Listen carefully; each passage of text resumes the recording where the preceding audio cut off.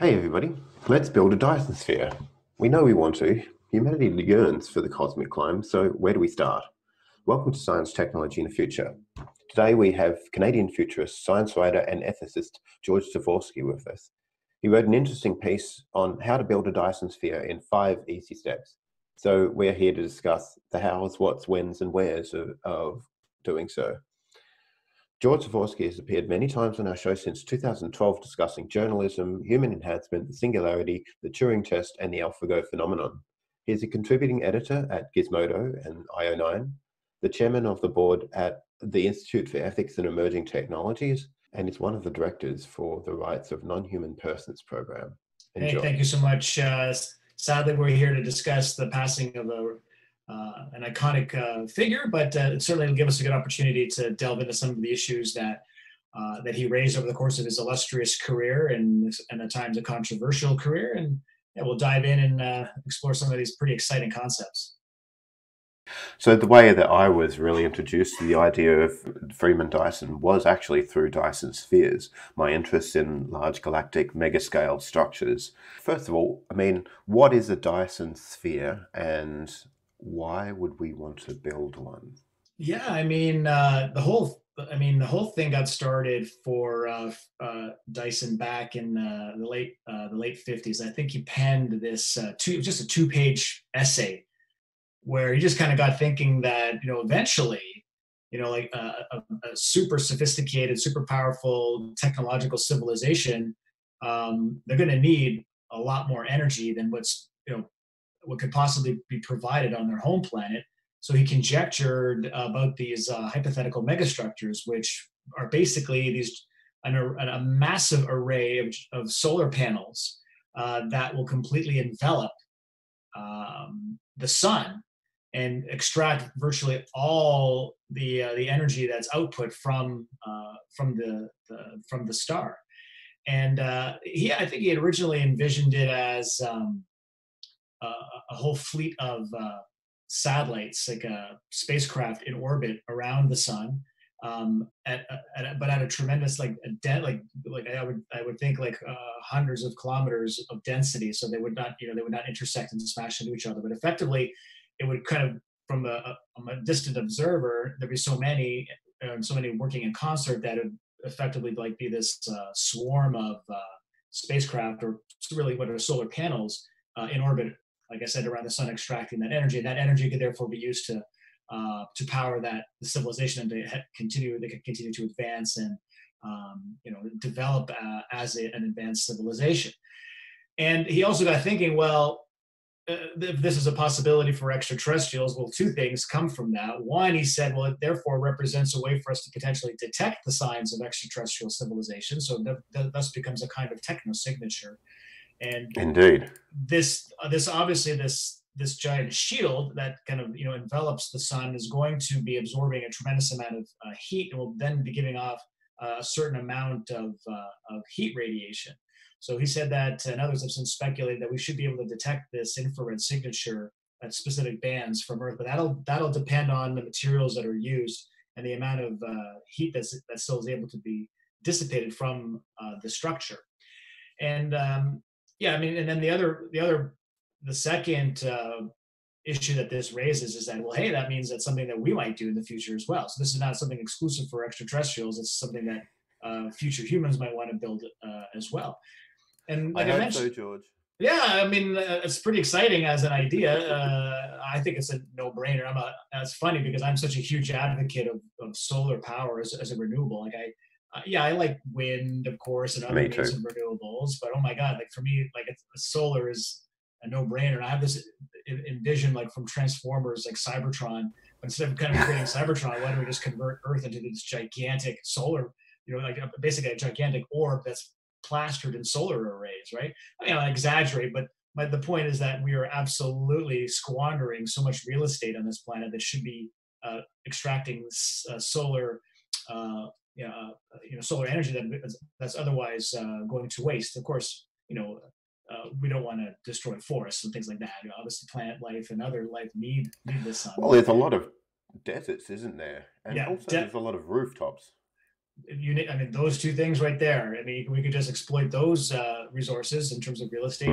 We go a long way, I think, to providing some of the much needed power. So, but what Dyson was thinking about back in 1959, again, he was thinking that eventually, though, this will be unsatisfactory, even if we can harness as much energy as we can on the planet, and what was since would be referred to as like a Kardashev one civilization, but perhaps I'm jumping ahead of ourselves as we will get to Kardashev stuff in just a minute. But it's nice how these ideas intersect with each other. That a Kardashev one scale civilization would harness the entire energy available to it on its host planet, where it would therefore need to graduate to a Kardashev two scale civilization where it can actually harness all of the available output from its host star. And that's where Dyson Sphere provided a mechanism, a potential megastructure with which this could conceivably actually happen. So it kind of obviously futurists get excited by this idea because it really does present a plausible solution for our energy needs moving forward, whatever we want to convert that energy into in the future, whether it be running supercomputers or the like. So yeah, that's kind of maybe that's to answer your question. Yeah, that's kind of like what I haven't even got into all the different kinds of Dyson structures that can exist, but that basically is how I'd answer your question as to why and how, or not how, but why we would like to build such a thing. Indeed, yes. Yeah, so two luminaries, two amazing minds recently passed away, Freeman Dyson and Nikolai Kardashev. Note, I'm not talking about the Kardashians, folks, in case you haven't heard of Nikolai Kardashev. He's a guy who came up with civilizations, the scales of civilization, and what sort of resources they'd be using and how large they'd be. And so, yeah, there's three Kardashev scales. Do you want to give us a brief Yeah, there? sure. And again, very much a Not the contemporary. Kardashian scale. Yeah, the Kardashian scale is something completely different. We'll save that for another podcast. So Freeman Dyson and Nikolai Kardashev, obviously contemporaries. So whereas Freeman Dyson was writing about Dyson spheres in 1959, I believe it was Kardashev in 1966 conceived of the Kardashev scale. And again, it was a very simple scale, 1 to 3, and he was, to him, like this he was a Soviet astrophysicist, and to him, energy availability was a massive metric. Like it meant everything in terms of how you would really define a stage of civilization. And he got this idea, well, eventually, a civilization should be able to harness all the energy that it can possibly extract just on its home planet. And that can be, obviously we're just talking about solar, so that can be incoming solar, but it can be anything else. It can be wind, it can be currents and all that. But eventually there's only so much you can extract. Once you've kind of hit that cap, you're what he would call a Kardashev one scale civilization. And the next was a civilization that can then harness the entire energy output of its sun. That's a Kardashev 2 scale. And perhaps more radically, I don't want to say more speculatively because all of this is speculative, but more radically, he also conjectured about a type 3 Kardashev scale civilization, which can harness the entire energy output of the host galaxy, which, when you think about how many millions, billions of stars are in the Milky Way, that's a lot of energy. That's makes you wonder, at that point, that point it's beyond human comprehension to understand what that civilization would be like and what they could possibly use that much energy for. It gets into this kind of maybe like godlike state of being that, again, it's difficult to imagine. So, oh man, I looked at some of these numbers, and look, it's hard to make intuitive sense of them. I know. They're just so ridiculously the huge. exponentials are massive, and like the orders of magnitude beyond orders of magnitude beyond orders of magnitude is just, it gets to a point where just the numbers that you suggest that they just don't mean any. It just doesn't make any more sense to us. I think even like to think about a Kardashev 1 scale civilization is still enough to kind of make me real in terms of what that would actually represent, let alone a Dyson sphere capable civilization. And I mean, that's a great scale, and it got a lot of conversation going. The late great Carl Sagan loved the idea, and he thought, hey, why don't we actually kind of dive into this a little bit and break it down a little bit? And he kind of came up with this schema for creating incremental versions of Kardashev scales. So according to his measure, so for example, today Earth or sorry, today human civilization would be about a 0.7, like a 0.75 on the scale. So we're like 3/4 of the way there to being a full K1 civilization. And similarly, they could have like 1.2, 1.5, or whatever. Obviously, if you're working from a Kardashev 2 to 3, you could be a Kardashev 2.0000006. You probably, that's ridiculous, because you maybe at that point you harness, let's say, 10% of the Milky Way. So these kind of make sense. But even others have taken inspiration from Kardashev and come up with other ideas. For example, the amount of space, let's say, that a civilization has occupied. So let's say if it's now kind of dominates in its entire star system, well, that's could be a certain level. Or the amount of this is the one that I'm particularly partial to, and I believe Carl Sagan also promoted this idea, was the amount of information available to a civilization, and I believe he kind of did this across the scale of A to Z. So you could have, whereas A is like hardly any level of information, and Z is like I forget what it was, the actual metric that he used, but that was like the end of the scale.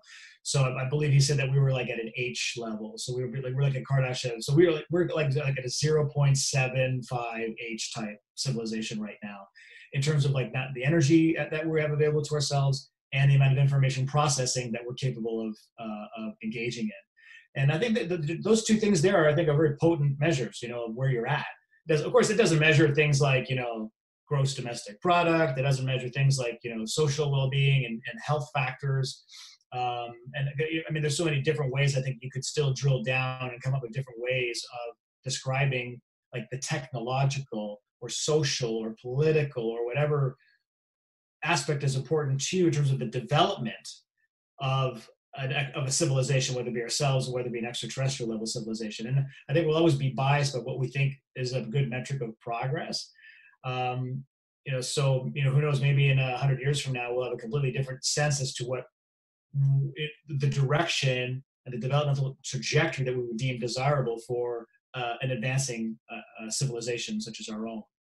And can't speak to what that might actually be. I mean, if you look at, for example, maybe it could be the amount of renewable energy available to a civilization outside of non-renewables. That'd be a good one. I'd be fascinated to see that, that scale put aside to that. Or if you were partial to things like, the hedonistic imperative, or geoengineering, maybe how far are we toward that goal? Like, and how many individuals, both human and non-human animal, on the planet are in a kind of entering into a state of hedonism, as opposed to the kind of modality that we find ourselves in today. So there's different ways. So all this, that's Kardashev got us thinking about, the ways in which we can, conceive about, how we describe the state of a civilization. Yeah, indeed. Yeah, I should preface that I am partial to the hedonistic imperative. I've done a lot of interviews with David, although I don't think, to me, I'm not quite ready to commit to pleasure being the only metric that's important. I think sensitivity to novelty is also very important, and and the ability to make progress, intelligence, and So wow, it's amazing how large theoretically civilizations could get, but it's been conjectured, and I'm also a little bit worried that we can't see any evidence of other civilizations doing this. Yeah, no. And hence this ties into the Fermi paradox, right?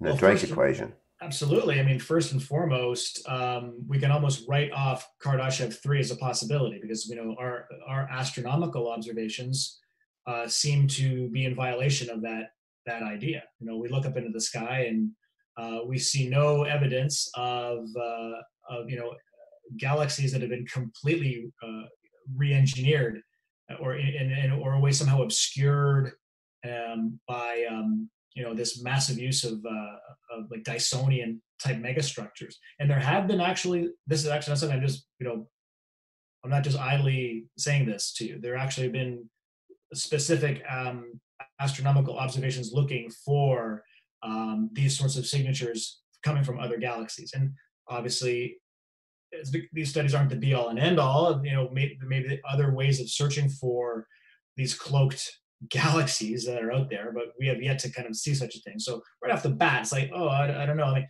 I also think I mean, it's kind of like you suggested, it does bring the Fermi Paradox to mind, because maybe we should be seeing these. Like, even if we are looking potentially, hundreds of millions or not billions of light years away, because obviously we're looking deep, deep, deep back into time. Like, if we had, for example, a special lens that could show us the universe or the cosmos outside of the Hubble bubble that we're in, maybe it would be a dark universe, and maybe that we're at a special time in our universe's development where galaxies are, starting to become subsumed by the intelligences which they've given birth to. But more locally to the Milky Way, again, the searches have only begun. Like, we've only been talking about Dysonian SETI for, I'd say, about the last 10 or 15 years. And again, the term Dysonian SETI, again, that's a tip of the hat to Freeman Dyson. So again, thank you for that. And the idea behind Dysonian SETI is, in addition to looking for traces of Dyson spheres or shells or swarms or whatever, we should be looking for any kind of techno artifact, and in particular, mega scale engineering, because there could be many different kinds of things that advanced extraterrestrial civilizations would do that would leave some kind of a signature for us to be able to detect. It can be everything from pollution and heat waste, and back to pollution, like, for example, even planets that have an unnaturally high level of carbon dioxide, or have been other kind of chemical compounds that are not consistent with what we know about the known laws of physics in terms of what can autonomously be generated through natural processes. It could be traces of engines, or the rearranging of stars, or even just very straightforwardly a Dyson shell itself, as we were alluding to earlier. And even what's also fascinating is that there's constantly, new thinking in terms of where we should be looking. So, recent paper said, hey, you know what? Like, never mind like plain old stars. Like, we should be looking at pulsars for Dysonian structures. What they will do is that it makes most sense to create what's like a Dyson ring is really what it would be. So just, you can imagine a ring around a pulsar, and I'm sure your viewers and listeners can imagine that as the pulsar is spewing those concentrated streams of energy, they would be orientated along the ring, the interior of the ring, and it'd be such power, that and such efficiency that you don't need to build such a massive structure. Right now, like, for example, we wanted to build a Dyson shell that completely enveloped our sun here in our own solar system. And I think Andrew Sandberg is probably the leading guy that's done this math. Among others, and it's like, you got to take apart Mercury, probably take a huge chunk out of Venus, and let's go dive into the cores of the gas giants. And next thing you know, like, we're kind of starting to run out of actual material in our own solar system to build such a thing. So there's kind of like a prohibitive nature to that as well. So if you can be more economical in terms of the material that you need to build, then why not exploit perhaps better sources of that energy, such as pulsars. And there's even talk of, like, for example, creating similar structures around a black hole. So what you do is, let's say, black holes, what they do is when they're pulling in material, they also spew a stream of highly energetic jet of photons.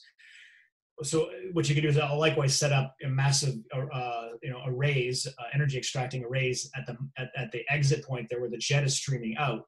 And that's your your energy turbine, for lack of a better word, that works there.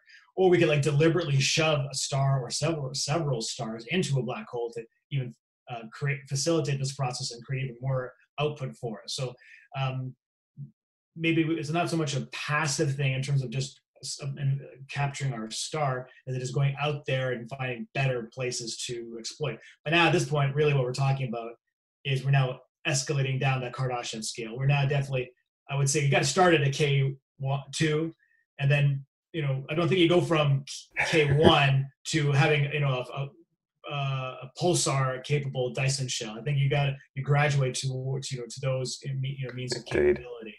And as you're working your way toward that toward that K3 status. So yeah.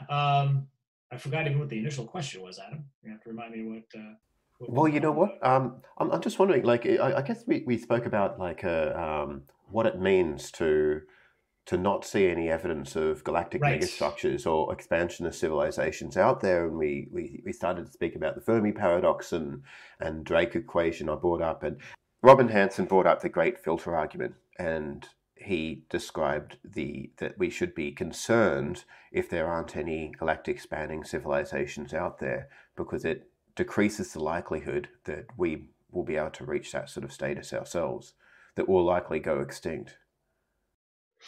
Yeah, it's a very potent and upsetting idea. And yeah, I mean, the search for Dysonian structures has only really just begun. So that was just to be fair, but there have been searches and nothing has come up yet. But more practically, I suppose, uh, considering the contributions of Enrico Fermi, it shouldn't even matter whether or not we see these spheres or not. What matters is that we just seem to be completely um, out of touch with other extraterrestrial civilizations. We see no signs of anything. They don't appear to have traveled through the solar system. And what that means is that, that for the casual listener, that might be well, how do you know? Maybe there've been tons of aliens that zipped through our solar system, and certainly while there's I suppose a chance of that, there is a general feeling in the futurist community and those who are engaged in this kind of deep kind of speculation that look when we're talking about these advanced civilizations, they're not just going out on field trips, and holidays to visit star systems. What we're talking about are expanding bubbles of the civilization itself, and that when it reaches another star system, it doesn't just pass through. It actually will make it its own. It'll actually adopt it, build its own, probably extract all the resources it possibly can to continue to fuel its civilization's spread, including building a Dyson Sphere around the star of that system, completely transforming it. Even more speculative. Well, everything we're saying is so super speculative, but why not? Let's just keep going. If then you get some objectives like, oh, Star Trek Prime Directive. They'd come here and they'd be like, oh, there's intelligent civilization on Earth. We have to leave them alone because it's Prime Directive. Like, no. Like that. What at the very least, what they would do is, destroy us. But I doubt that that's the case. I think more plausibly, they'd uplift us. So within the snap of a finger, they would basically integrate us within their own civilization by whatever means is available to them. So Let's that we would become be part of the organism. become part of the Borg collective. We'd be subsumed into their civilization. Hopefully, it would be a benign and enlightened uplift, and not like the Borg is obviously as dystopian scenario as it gets. You would hope that that's not the kind of assimilation that would happen. And instead, when I mean uplift, I mean it in the truest kind of like sense where we would be bioengineered and reconfigured to be this kind of post-biological entity that they themselves are most assuredly have become.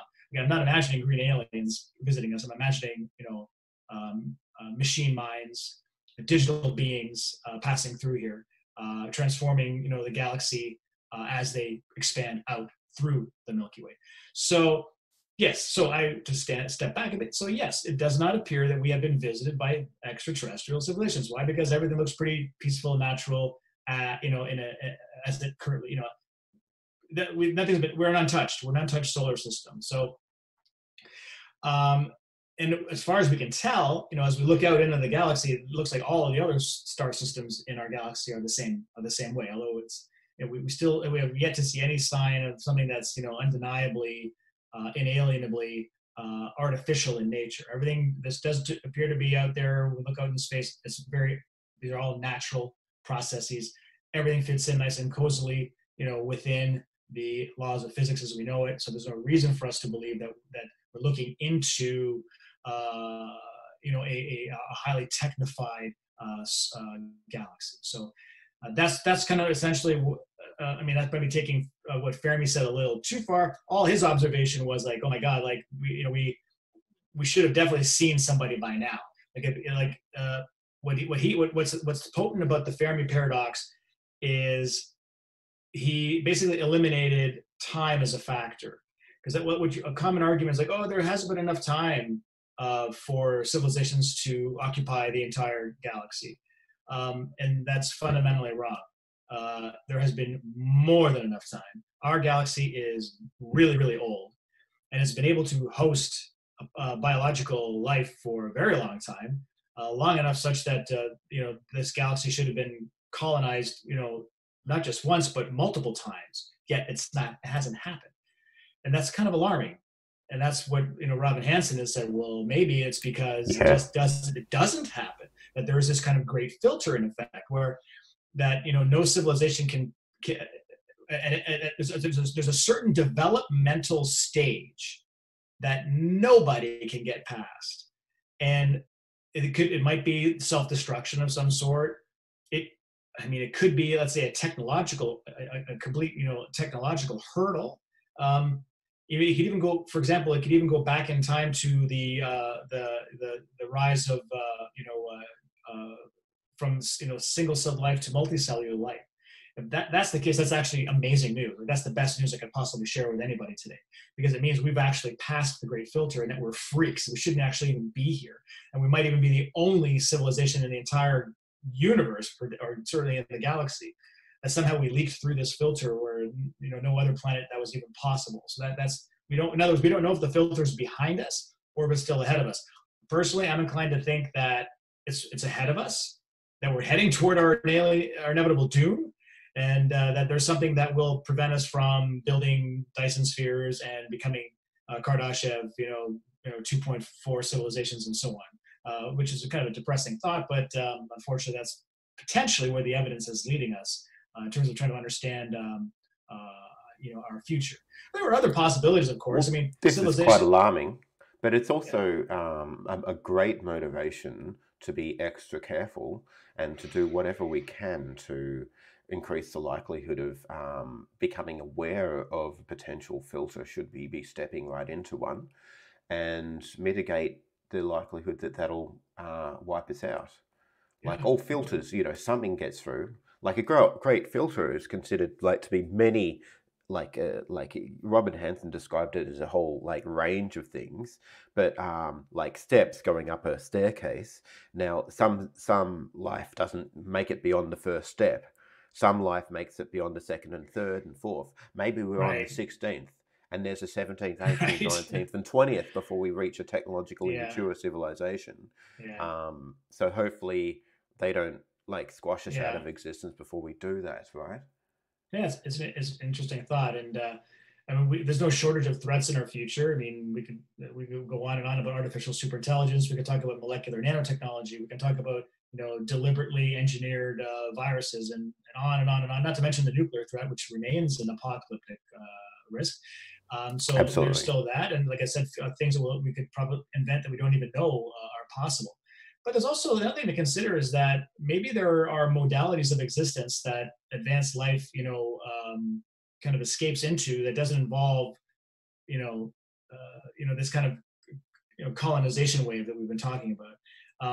Yet, at the same time, these solutions have to do two things. It has to satisfy the energy requirements needed to enter into that desirable modality of existence, and it has to be a solution that applies to every other single advanced extraterrestrial civilization out there, not just a subset. Because if it didn't apply to every advanced civ, then at least some would decide to embark upon colonization campaigns. And again, the solution has to take that into consideration, has to come up with like I said, like a solution that's like, well, what's to prevent everybody from venturing out and reworking the Milky Way in their own image. So that's that to consider as well. Exactly. There's a prisoner's dilemma, right? Where if you're either aware that you have galactic neighbors or that you are suspicious that you have galactic neighbors, you're going to try and get all the resources that you can to preemptively protect yourself, or even use to attack this potential neighbor, so that they don't do exactly the same thing. Everybody would be thinking of the same thing. Let's grab the resources so that we can defend and attack, and perhaps even preemptively strike, because our neighbors might be also thinking of preemptively striking. whether they're aggressive or not. They may decide that that's just the most rational, self-interested thing to do. Yeah, that's a very depressing thought. I mean, and I love that you invoke the prisoner's dilemma there, because it does seem that that's kind of the situation. Like, what do you do with partial information? What do you do, when you're not entirely sure what, a cohort is, what kind of decisions a cohort is going to make? And yeah, so the whole Maximin concept, you therefore unleash a whole fleet of berserker probes and sterilize the Milky Way before, a berserker swarm, wipes you out. Again, that's another. Also find it fascinating, maybe more optimistically, that we also have no evidence of berserker probes. Again, a berserker probe is this idea that instead of like happy von Neumann probes that are self-replicating probes that go out there and do exploratory work or even colonization work, and then again, like I said, they self-replicate and they continue to spread and spread and spread and spread in a very happy way. Berserker probes just simply go out and just destroy. Basically, they're sterilization waves, and it would be well, I'll give you one of several reasons as to why this could happen. Well, one is just pure like malevolence, just to like create this kind of scorched earth policy or scorched galaxy. Scorched galaxy policy just as a protective measure, so a defensive measure. It could be like a rogue AI has gone completely, mad, and it's just, or just again, I don't want to speculate as to the reasons, but I mean, the fact is that we've not actually seen such a wave make its way through our galaxy, simply because we're here. We're talking about berserker probes. So if you're talking about berserker probes, it probably means that they don't actually exist. So that's like I said, maybe a more optimistic way of looking at it. Yeah, that's true. Now you've done you've recorded like a whole taxonomy of different types of like possible von Neumann probes, right? Oh yeah. Yeah, and you're in discussions with Eliezer and what is it, Nick Bostrom, maybe Anders Sandberg, trying to sort of lay out at least some of these different Yeah, types one of of the probes ones, this came out of a discussion at Chicago in 2008, I think, Transvision. And this kind of like, Eliezer had the greatest term for it. He called it the whack-a-mole hypothesis, which is this idea that you have kind of like berserker probes do exist, but they're discriminate as opposed to indiscriminate. So like similar to like the monolith on the moon in 2001, it's just hanging out, kind of waiting for us to reach a certain developmental stage, and then it's going to like kicks into action and it does what it does. Again, what a wonderful idea by Arthur C. Clarke. But anyways, so the idea of the whack-a-mole discriminant probe is that it's waiting simply to see what becomes of us after as a result of our own technological singularity.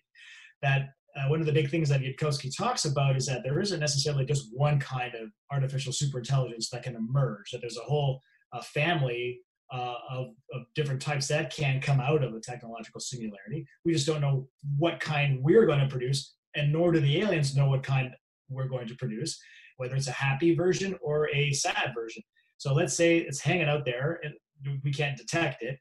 It sees it. Oh, we've passed the technological singularity, and it's a good AI. We're going to let them live, and we're going to just let them be or integrate us or whatever. Or if it's a potentially dangerous artificial superintelligence, when that even threatens the aliens' ongoing survival, then it will extinguish us, and that's the end of that. So that's one idea, and even as another idea for these self-replicating, or not even self-replicating, but just this idea of probe technology. Andrew Sandberg has also speculated about kind of like policing probes, which is kind of like maybe a more enlightened idea to what you were suggesting earlier about going out and just terminating potential threats. Is just basically exactly that, just kind of like policing and kind of just assessing and just making sure that any threats that or anything that's coming in is what was desirable rather than potential threat. So in other words, it may not have to be a prisoner's dilemma sort of situation. We can maybe have this kind of intermediary situation where we can kind of just get a sense as to the intentions of an extraterrestrial civilization. But there's the different ways of thinking about this problem. Oh, absolutely. And that's the whole whack-a-mole or whack-a-civilization idea brings up some absurd visuals in my head. Yes. Yeah. Well, yeah. So, well, I guess you've also given us a very interesting step-by-step description of how we could bootstrap a galactic civilization, starting with a Dyson Sphere or a Dyson Swarm. Usually people mean Dyson Swarms when they say Dyson Spheres, and Yeah, not a it's big true. sort of shell with gravity problems. Yeah, so do you want to just step us through that Sure. briefly? And, and, Yeah, I and think to that'd be be interesting. clear, this idea is not my own. It was Stuart Armstrong from Oxford University who first articulated this particular model for, like you suggested, bootstrapping the a Dyson Sphere. And what I did was I kind of distilled his ideas and popularized it, and I've been happy to talk about it ever since. But definitely, he deserves full credit for this idea. So what it is what he was saying is that really that within short order we will be able to start working on this. That is not something that we should think of as being so far away in the future, and or something that only civilizations far and away in the future will be able to embark upon this. He said that we should probably start thinking about building this structure relatively soon, and it will, yes, it's going to require some new tech and new ingenuity and new capabilities, but we can get going, because ultimately he said if we kind of get started on it, at the kind of like this very first stage of the sphere or swarm will become operational. You don't need like the whole thing. You don't build the whole thing and then turn it on. We're kind of silly. You like, I was like, imagining it like the scene when you put the lights on a Christmas tree and you hit the start button, and it doesn't turn on because one of the lights is actually out. But that's kind of like I guess it's old school technology. I'm just imagining a future scene where okay, let's start up the Dyson Swarm, and it's like the sound from the blending talking that's not starting correctly. So no, what you do is you create a huge chunk that is going to be drawing power from the sun, transforming it into useful energy. And what Stuart Armstrong was arguing is that you then use this now newfound energy source to continue to fuel the construction of the Dyson Swarm. And this becomes this kind of like, it becomes this exponentially improving process. And no manpower will be required, because the way he envisioned it is you're going to have probes, robotic devices working in space to actually construct these panels, these receivers, and they would also have to work in tandem with mining expeditions to the inner planets and perhaps even the asteroid belt and the outer planets. Unfortunately, we'd have to say goodbye to Mercury and possibly parts of Venus and, like I said, the asteroid belt and other places in the solar system, and that clearly will create a lot of upset. I mean, already just when I write about it, I get very angry letters like, "How dare you talk about the dismantling of the solar system?" And I'm like, okay, well, I mean, my only concern about it is that it could disrupt the kind of orbital equilibrium that we do see in the solar system. That there is this kind of like there is this prospect where if you suddenly remove a planet from its orbital plane, it can have this rippling gravitational effects down the line where you perturb the trajectories of planets. And what that does is over the course of many millions of years, it could actually result in collisions between planets, which is not good last I checked. So that's one possibility. But like let's be honest, like Mercury is useless, right? It's just baked in radiation, and there's nothing of value there. I mean, aside from just for the sake of it being there. Venus, I'm not even going to speak to. I mean, it's interesting only from a scientific perspective, in the sense that they could maybe help us understand our climate models a bit better, and what potential risks are, and what some like severe case situations are like for what an atmosphere can actually do. Like that's pretty scary when you look at because Venus is a sister planet to our own. Like it's so close to us, it's basically the same size as ours, yet it's a complete shithole.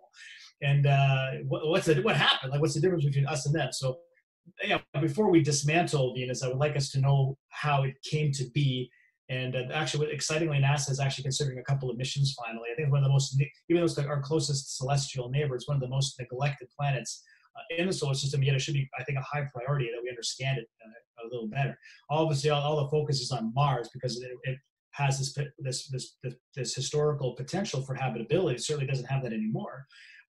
So that's why there's all this excitement about Mars, because we also think of it as, you know, as potentially, you know, planet B for us, which again is I don't know if you caught this one, Adam, but last year I wrote a piece called "Why We'll Never Colonize Mars." It generated a lot of excitement and a lot of upset.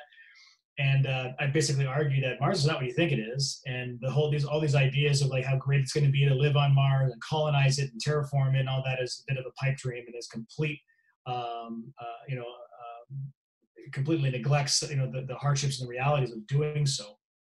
So yeah. Well, yeah, I mean, like I agree, it's going to be really hard in our current biological form, but by the stage we, you know, build maybe a type 2 Kardashev civilization, we can have the ability to sort of adapt ourselves to sort of operate in a variety of environments, probably a lot more harsher than Mars. For sure. And that's long term.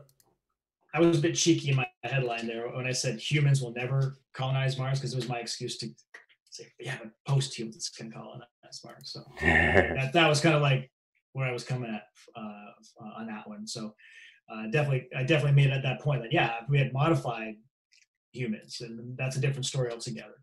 So yeah, so back to the building of the Dyson Sphere. Basically, once you've created this core panel, then it becomes this exponential thing. And I mean, Armstrong's predictions were that you could do this in maybe 4 stages, I think 5 stages, and it would only take, you know, a few decades once the ball is really rolling. And I mean, this idea has been attacked for not just because, you know, it would require the dismantling of planets, but also the time, obviously the time scale. I agree. Maybe when I wrote this article about 10 or 12 years ago, I maybe overstated our ability to get into space and work into space. We're finding it to be much more difficult than we could have ever imagined. And, you know, there's just the sheer costs alone of, you know, rockets, delivering rockets. And we're seeing the private sector finally getting a bit of a handle on this, but it's still the launch requirements, the technological requirements, the ability to actually have machines working on Mercury, for example, that would not, you know, succumb to the elements. Like, to be fair, we're still quite a ways off from being able to do this. But like I said, one thing I will stand by is that it's not too early to think about it. You know, let's talk about it. Let's make up some plans. Let's maybe make some timelines. Like, let's maybe say, hey, what's the tech that we need to do this? What's the material that we need to do this? You know, how would a robot actually work on Mercury to kind of dig down deep into the, you know, to actually access the usable materials? And what do we do with all the waste and all this stuff? These are questions we can ask right now, and get some very smart people working on it. Even if it's just, let's say, from like a crowdsourced perspective. Obviously, I think academics should be talking about this, but maybe, you know, just as active communities. I mean, obviously, you've got the Mars Society and people talking about that. People are just so devoted to colonizing Mars. So why don't we have, you know, a group of people devoted to getting the ball rolling on the creation of a Dyson Swarm? So timelines, okay, maybe not what we thought, but certainly I don't discount what Armstrong suggested, though, that once the ball is rolling, though, that it does become this awesome feedback process where now you can really, in earnest, build this thing rather quickly. And next thing you know, you've got a Dyson Swarm. So one of the real points here of the article, what Armstrong was even arguing, was that, again, this is something that is plausible.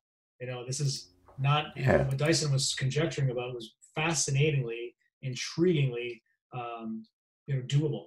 And, you know, it just kind of blew my mind to see a guy actually put pen to paper and say, here's how we could do it, at least at a conceptual level. Made sense to me, and I continue to think it's just a fascinating possibility. Oh, indeed, yeah. So, I mean, in terms of the timeline to actually bootstrap to get started in this process seriously and start at least using some of the energy that we can harvest from the sun with a few, I guess, panels in place as the beginning of a Dyson Swarm, how long do you think that'd take? Armstrong said 40 years,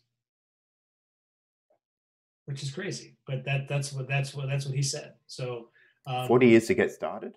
No, oh, sorry, I thought you meant the completion of the swarm. You're asking me like when we can actually get started on the project to start building the first one? Yeah, what's your updated Oh, view on oh that? boy.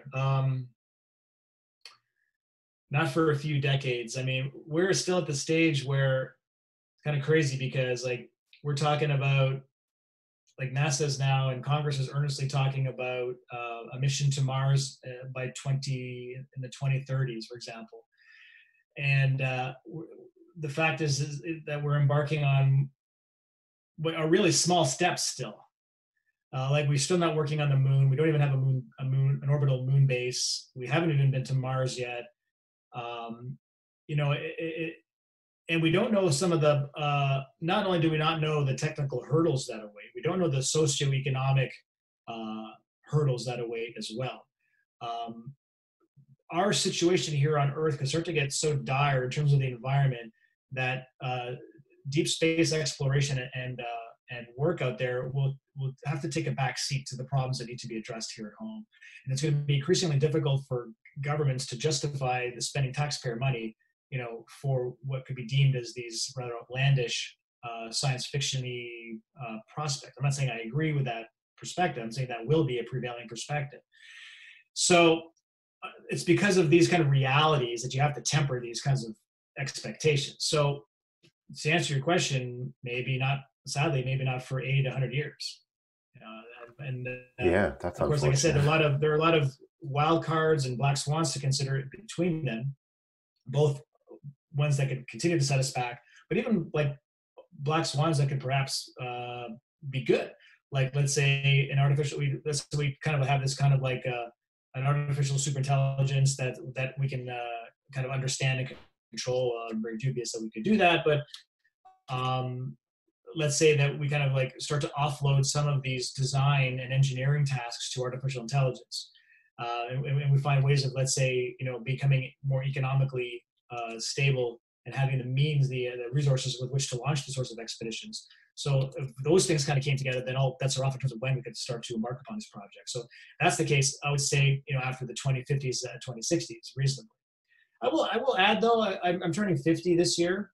This is just an aside, almost an irrelevant aside, but turning 50 this year, and you start to do the math. Like when I was a kid, like you'd see, oh yeah, you know, NASA's launching probes to this planet or this moon, and it's going to take 15 years to get there, or whatever. It's going to be 25-year long project. You kind of, it's easy for you to digest that. You think, oh, wow, it's still far away in the future, but you can digest it.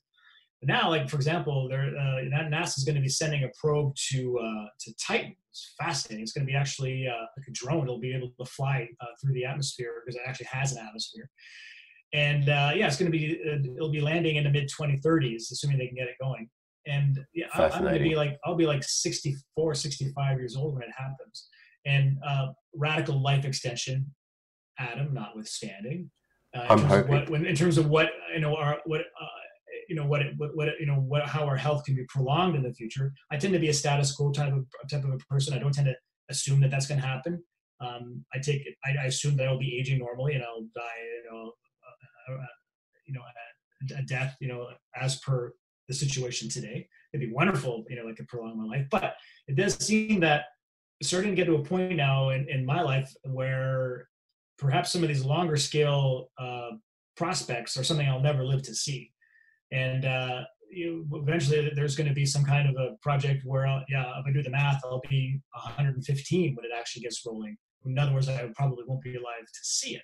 So I'm not sure why I'm bringing this up, just aside from the fact that it does affect perhaps the way you look at the future and understand that, life will absolutely go on without you being there. And of course, without you being there to observe it and appreciate it. But of course, that doesn't mean you should just think it's still not going to happen. And most certainly you should never let that prevent, this kind of multi-generational thinking. I, for example, am a firm and staunch believer that we should start to not just talk about Dyson swarms in construction. Let's start talking about interstellar expeditions. We've got Voyager, the Voyager 2 probes. They're incredible. But why don't we scale up something like that? Get a massive. I think there already been, like Stephen Hawking talked about this, for example, creating these ships with solar sails. That, my God, like these things, once they get cooking and moving in space, powered only by like the particles emanating out from the sun, within a short matter of time, it'll be moving at 10% the speed of light. Then suddenly That's at these, huge. at these relativistic speeds, the nearby star systems aren't so far away anymore. And now you're talking about missions that are like, what, 10, 40 years, instead of like prohibitively long, like Voyager's not going to reach the first possible star system for like tens of thousands, like hundreds of thousands of years. Obviously, that's super discouraging. But anyways, point being is I would love us to start taking the long view, bold ideas. Yeah, we may not live to see it in our own lifetime, but maybe, generations 4, 5, 10, 20 from now will absolutely yield the benefits of this. It could even be potentially existentially worthwhile in the sense that we could detect, habitable systems, learn from the science of these expeditions. And so I think we should also start thinking along those lines as well. Yeah, the idea of astronomical waste comes to mind, and population axiology or population ethics, where we should be considering the moral relevance of people who are not yet around, or like slots for life that are not yet available, can we say. And if we were to go extinct, or to, I guess, be damned to live only on this sort of film on top of this rock called Earth, in this tiny portion of our own galaxy, let alone all the others, then that would be a shame, because there's a whole lot of matter out there that isn't being sort of used to support lives worth living. And so, yeah, there's a paper out there called something along the lines of astronomical waste. Yeah, but it's quite interesting when you start thinking about the huge sheer amount of possible lives worth living that could be cut short, or just never actually be realized if we go extinct, or if we just never get off Earth.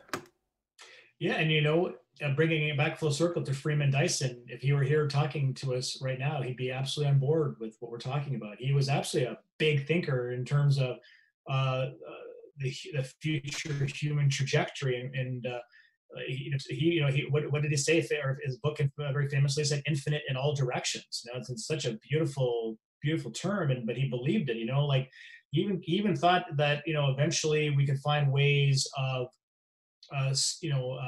prolonging the existence of a civilization, by slowing. You have to forgive me if I get this a little bit wrong, but basically what he was suggesting is that we dramatically slow down like the clock speed of civilization to the point where it's so excruciatingly slow, like the time ticks relative to the actual how time is elapsing around it, that it might as well be quasi infinite in terms of how long the civilization could actually last, given the constraints of course of cosmology. I think he came up with these ideas back in the 70s when we still had a different view of cosmological evolution and development. We now know, for example, that the universe will eventually start to expand and expand quicker and quicker and quicker, which will preclude, I think, some of these ideas of finding almost like infinite ways of prolonging human existence or post-human existence, whatever will be like 22 to 30 billion years from now. But yeah, he was definitely online with this thinking. Like think big, think bigger. Like I think that's one of the more fascinating aspects about Freeman Dyson, was how he would kind of like just take things to a level that perhaps no one had before. Like when we talk about a guy who penned this thing in 1959, okay, it's hard for us perhaps to understand how radical an idea that would be. Okay, this is 1959. He's like, hey, extraterrestrials are going to build. Well, he didn't call them Dyson spheres. People called it after that. Like they named it after him. He actually didn't like the term that it was named after him. But I will say he got the idea from Olaf Stapleton. And that very good point, actually. And thank you for bringing that up. Was not his idea. Yeah, he got it from science fiction. Olaf Stapleton and perhaps even others were already talking about ideas such as this. Again, he just looked at it as a potential solution for the insatiable energy demands of a civilization. But I thought it was pretty great. Like when I heard that he had died a couple of days ago, I thought, I really hope that we build a Dyson Swarm, if not for the simple reason that we can call it a Dyson Swarm or a Dyson Sphere. What a legacy that would be as a thinker, to have a mega structure, of such magnitude be actually named after you. And I think I would just love for that to actually happen, even if you didn't like the term. Too bad, Freeman, you came up with an awesome idea, or at least popularized and more fully articulated the idea. Again, with all due respect to Olaf Stapleton, maybe I take back what I said. Maybe we should call them Stapleton swarms. I don't know, but still, I think we're pretty damn cool. We actually do call it that. We build something like that. But anyways, point being that how radical must it have been for him to not only just talk about megastructures, but to talk about it in the context of the search for extraterrestrial intelligence, which I'm not sure that was even a term that existed in 1959. It wasn't until Drake in 1964 or so, Project Ozma, and the first efforts at radio SETI got underway. So this predates even radio, like actual efforts for radio SETI. So today we can talk about, amazingly, we can talk about megastructures in Dyson Sphere, without blinking an eye, batting an eye. Like, for example, a couple of years ago, there was that variable star, which is called a Boyan star. Is this Tabby star the same thing? Tabby star, it's the same star. It's the same thing.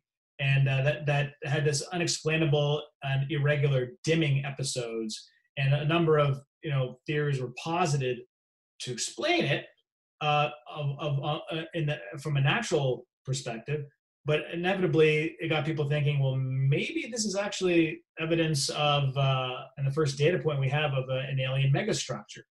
And what delighted me as a journalist covering this stuff, was that I could actually just, matter of factly say, yeah, this is actually being entertained as a possibility. And I didn't have to like really beat people over the head to understand it and appreciate it. Like people are like, oh yeah, I know, I've heard of that. I know what a Dyson shell is, or whether it be through the science fiction or whether just through casual conversations, whereas we had to fight for Dysonian SETI, just 10 to 15 years ago, it's now almost taken for granted that that's how we should look for extraterrestrial civilizations.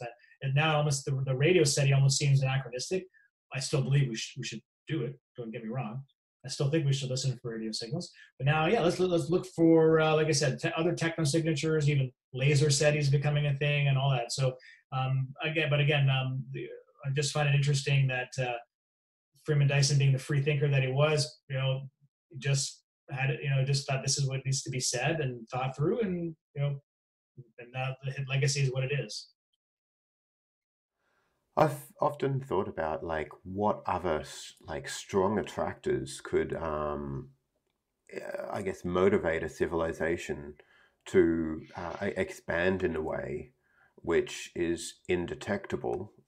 And Lee Smolin came up with the idea that maybe black holes born universes, and there's other sort of permutations in an idea, and perhaps galactic civilizations engineer or optimize black holes to spew forth the types of idealized universes for computation and life, right?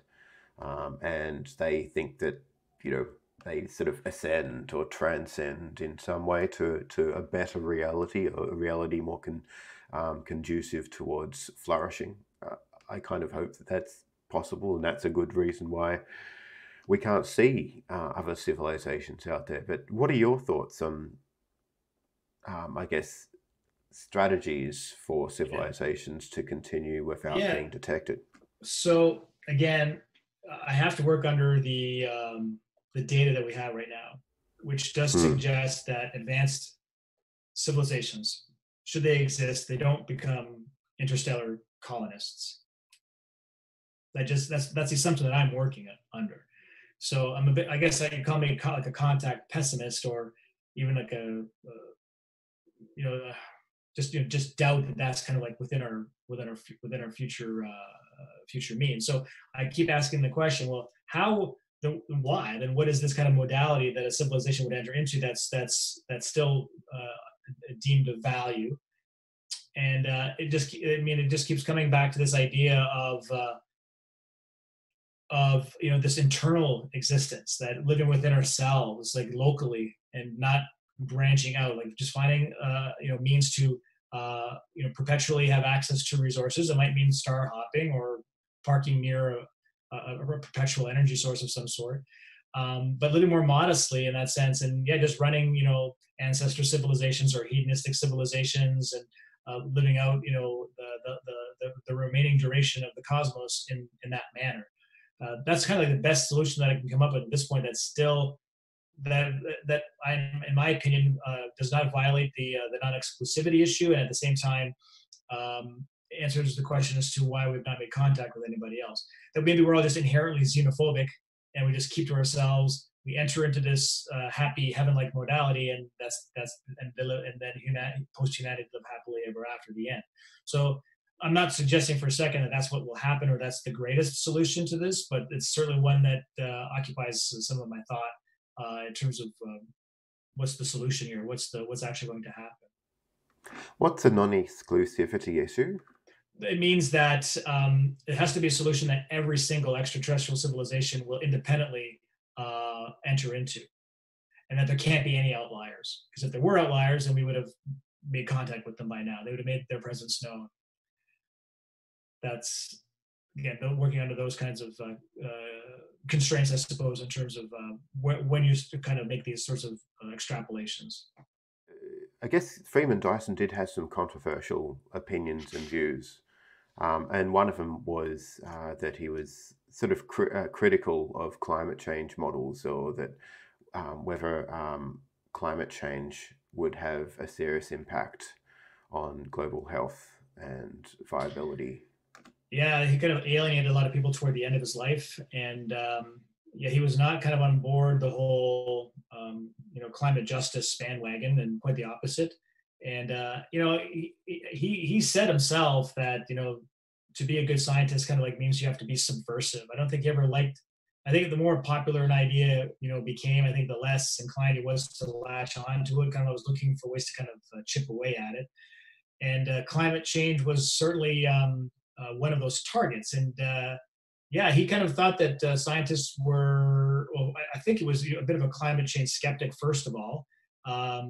But even if he did buy into the models, he kind of thought, well, it's not so bad. Which from today's perspective, like, and I'd have to tell you as someone who lives in Australia, like, well, it is kind of bad. Mm-hmm. Like, it's kind of like, it's a shit show. It's just awful. And because he was saying, oh, it's great that carbon dioxide is great for plants, and it'll create these lush environments, and all these kinds of, like, this, I think, hand wavy sort of proclamations. And it got me thinking, well, he's a big thinker, but he was also maybe sometimes spoke outside of his immediate area of expertise, and maybe didn't think through some of the repercussions of this. Yet, I will say at the same time, he's like the only climate skeptic, or whatever you want to call it. Actually, he'll ring in my ear every once in a while. Like you, for example, you'll study like Jurassic environments, and you understand that there was no polar caps at that time, and the dinosaurs lived at a very unique time in our planet's history, and understand that that climate change is an indelible part of this planet's history. Like in fact, the history of this planet is simply the history of climate change, and in this constant study of how the planet has changed and how animals have reacted to climate change over time, and that includes all kinds of different hominins and of course dinosaurs and animals and all sorts of things. So you do have to look at climate change through that lens. Yeah, I don't have to remind you or your listeners, obviously this is characteristically different because we're the ones that are now responsible for it, and we're kind of causing this change on timescales that are unprecedented in the planet's history. Like these spikes are just unreal in terms of how quickly we're able to now impact upon the environment. It also gets me thinking even about the Kardashev scale, because Kardashev talks about K1 civilizations and harnessing of the entire energy output of the planet. One thing Kardashev would not have been concerned about, well, at what cost to the environment? What does that mean in terms of the heat expenditure? If a whole planet, is working in that way, like what is that doing environmentally? What is it doing to sustainability? Is it viable, sustainable? Is this, is it actually creating a planet that's actually going to be able to continue to move forward in time, and still sustain, what we would value in terms of wildlife and plant life and all that sort of stuff. So it's one thing to conjecture about it. It's another thing, sometimes one of the most difficult things is to project outcomes and consequences. And I think maybe that's where Freeman Dyson was maybe a little lacking, and maybe too cavalier perhaps about what he thought were the ill effects of climate change. And not to accuse him of this, but maybe simply because it was at the sake of being contrarian and being that guy who was to be that kind of deviant when it came to scientific thinking. So that sadly will probably be one area in which he will not be fondly remembered, as I think we can pretty much agree that climate change is something that needs to be mitigated rather than celebrated. Right. But yes, so a lot of people have controversial opinions, and it shouldn't really detract from the value they contribute in other areas. And I think some people like to demonize thinkers because they come up with one controversial opinion. And that can kind of be like throwing the baby out with the bathwater, which is, I think, silly. Yeah, no, for sure. I mean, I have so many quote unquote heroes that I admire, but I don't think there's I would never say, like, the reason why I had to put heroes in scare quotes is because, whether it be Carl Sagan or Freeman Dyson or any one of these people that I hugely admire, they're not perfect. And there's always something about their personality or something they might have done or something that they believe in that does absolutely not, conform to my own beliefs or values. So I would never say that I will unabashedly, and irreservedly follow someone and declare them, to be the perfect hero for me. That does not exist for me personally. So I could admire the hell out of somebody. That doesn't mean I have to buy into absolutely everything that they have to say. So Adam, I completely agree with you. Yeah. Is there any other points which you'd like to bring up at this stage, which we haven't yet covered? We covered a lot there. I just want to maybe back to Tabby Star, just to say that it's not I don't know, we kind of came full circle on that. It's not a megastructure. Right now, they're pretty sure it's still some kind of naturalistic phenomenon. And it was a fascinating paper a few months ago suggested that what it might actually be is a disintegrating moon. So what happens in some star systems is that a planet will, at the end of its life, get subsumed by its host star, and it'll bring along its moon or moons with it. In this case, they're saying that did not happen, that the moon got ejected, and it's slowly disintegrating as it is also being subsumed by the star, and it's kind of creating this anomalous debris field that is infrequent in terms of how it's happening, and that's the explanation. And I actually talked to Dr. Boyan about this, and she thought it was an intriguing possibility. So I just thought I'd mention that. I didn't want your listeners to think that people are still very much thinking that it's a megastructure. We're pretty sure it's not. But I think it's pretty exciting that we can talk about this possibility. Yet at the same time, you never want to, whenever we see something that you don't understand, is put your hands up and say, "Oh my God, we don't understand it. It's got to be aliens." I think I'm not suggesting we should do that by no means. In fact, we were talking about pulsars earlier. The first pulsars that were discovered were so odd to astronomers. They had no explanation for them because these things are blinking with such extreme rapidity and regularity. Like that was their first thought too. I think that actually in the notes, it was like LGMs they called them or something like that, which meant like little green men or something like that, basically hinting that, oh my God, we maybe discovered some kind of alien signature here. It turned out not to be the case, but there always is this tendency that when we do see something that's super weird and it defies our expectations, there is this tendency to invoke extraterrestrial life. I'm not saying that's the healthiest thing to do.